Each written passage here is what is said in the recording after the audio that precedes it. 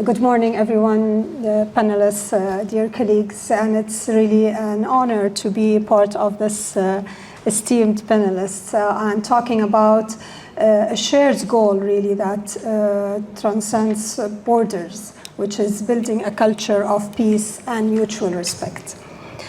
In a world increasingly fermented by polarization, hate, and division, education rooted in values is our strongest defense and our most enduring hope. We live in an age where leadership isn't just about power, it's about principles. And education is no longer just about information, but about transformation.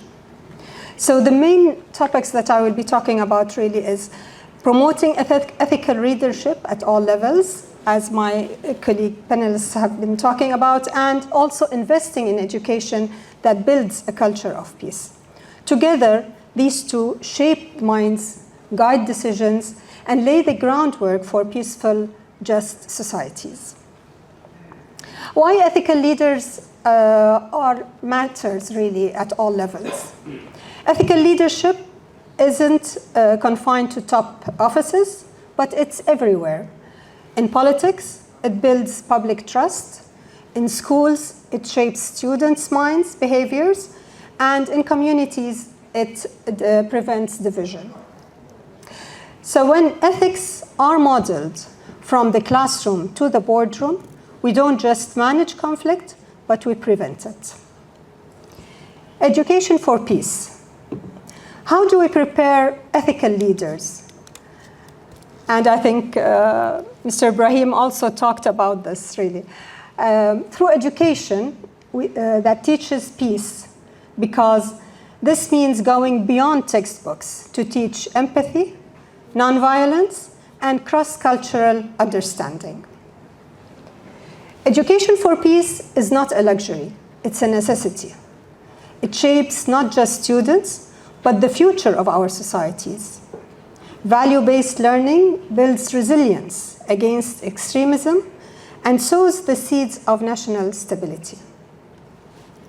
UNESCO reports that peace education reduces the risk of youth radicalization by up to 50% in vulnerable regions. It empowers students to resolve disputes with dialogue, not aggression. So if you just allow me to highlight how Bahrain is putting this into action.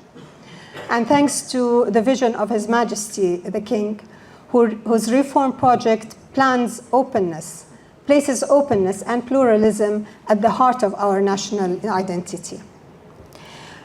King Hamad Global Center for Coexistence and Tolerance in 2023 launched a postgraduate diploma in peaceful coexistence in partnership with the UN University for Peace.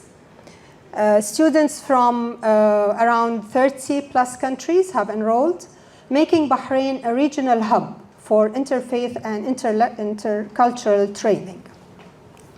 We also have a MAN coexistence curriculum, which is introduced in 20 Bahraini schools with DARE International. 85% of participating students reported improved attitudes towards the other. It teaches tolerance, civic duty, and counters hate speech from the young age. We also have the UNDP working with the University of Bahrain initiative, where business and human rights models now integrated into university studies, fostering responsible entrepreneurship aligned with SDG 16, peace and justice.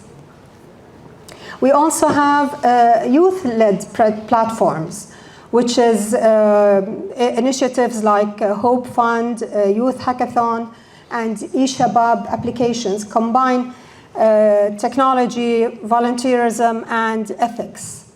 These programs have reached over 15,000 young Bahrainis annually, equipping them with tools to lead and not divide. So this isn't accidental. It's a national commitment to building a culture of peace. And Before I end my talk, I would like to extend my gratitude to the Italian Parliament and the IPU for holding this conference and especially this panel discussion. And I have a proposal to the IPU for the future meetings is to have a dedicated agenda item where we evaluate and advance educational policies related to peace and coexistence in cooperation with member parliaments and international education institutions. I think having this as parliamentarians on our agenda will help seeing it in our real lives. Just to end my words, I would like to leave you with this. Peace doesn't begin at summits. It begins in classrooms, in families, in communities, through ethical leadership and education. Bahrain's experience shows that when a country invests in both, the payoff isn't just national stability, it's global contribution. Let's make education the bridge that connects our shared humanity. Thank you.